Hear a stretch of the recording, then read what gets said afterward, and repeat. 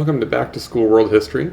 I am super excited to teach this course. This is going to be a high school level course where we focus on a year-long world history course as I would have taught in it to my high school students. When I taught most recently, we taught this as a semester-long course where we focused on kind of the highlights of some major civilizations, but this one we're going to take on the full year-long course. We're going to look at the rise of civilization all the way up through the dawn of the modern world, looking at things like the Indus River Valley, Mesopotamia, and Egypt, all the way through the scientific revolution.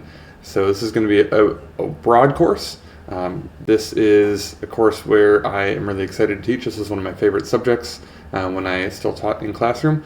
I love talking about classics. I have a degree in classics, so we will focus heavily on the Greek and Roman time periods, but we do want to make sure that we get enough context from all the other eras. There's so many things in the modern world that we don't even realize come directly from these ancient civilizations and have their roots in different historical time periods throughout world history. So I'm really excited to kind of make some of those connections, maybe refresh some things that you once learned but have since forgotten.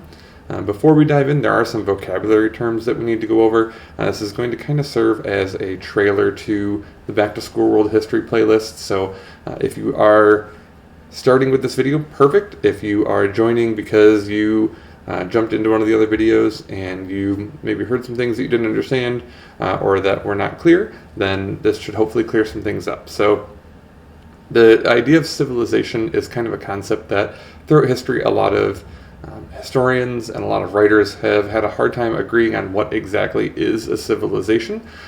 For clarity's sake, we're going to use the definition that I'm about to talk about here. Know that, like all things in history and in the humanities, these are not written in stone. There are some groups of people who probably qualify as civilizations despite not meeting all of these qualifications. So if there is a favorite ancient people that you love that doesn't necessarily meet this qualification and you still think they're a civilization, that's fine. I'm not disqualifying them from being considered civilizations.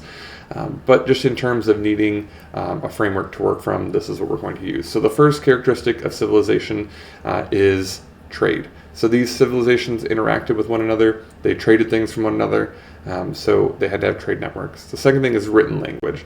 So there are a lot of ancient groups of people who had spoken languages but didn't write anything down. And we're going to talk about why writing things down is so important here in a moment, but for the sake of our definition of civilization, their language needs to be written down. They need to have some sort of state-level government. Now, as we'll see, a lot of ancient civilizations, the scope of that state-level government was fairly small, but they still need some sort of central government, some sort of governing body beyond a clan leader or tribal chieftain, something like that. So they need some sort of overall governing structure. They need to have settled in cities. The agricultural revolution is kind of where we see the dawn of civilization.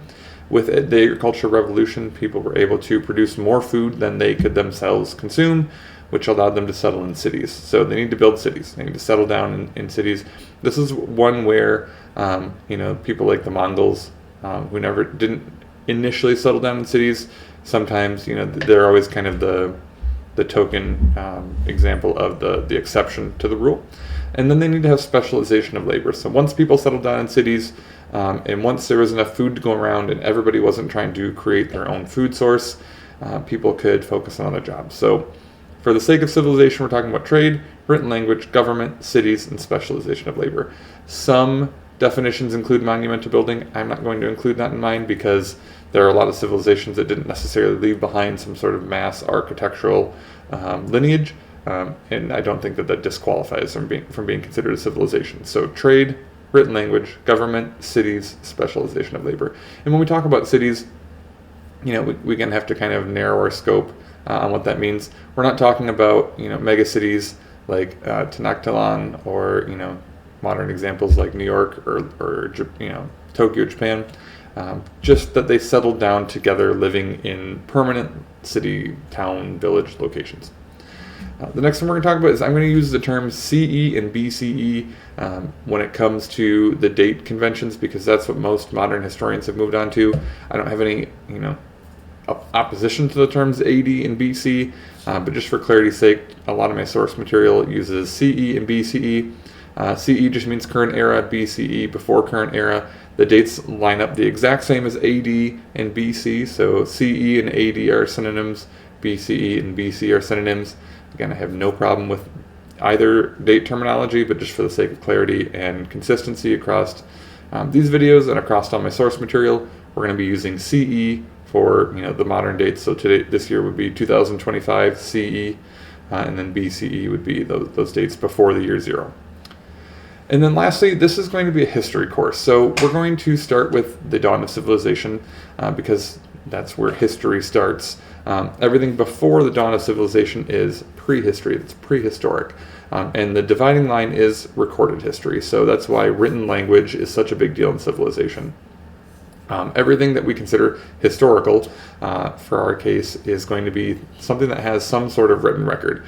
There is still a large amount of archaeological and anthropological research that goes into modern history, but by and large, the dawn of written records is what we consider history. So that's where this course is not going to cover anything before Mesopotamia, Indus Valley, and the Yellow River Valley civilizations, because the written record didn't exist before that.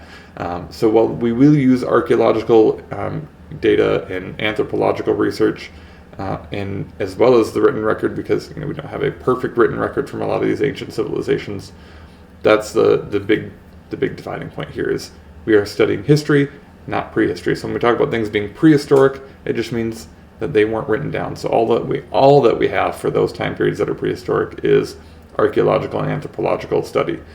What we have now, when we start jumping into history with the written language, is we also have written records. We have things that we can go to that once they're translated, we can read them, and then we can learn about them. So this is a history course. So we're jumping in with the dawn of civilization because we have written language.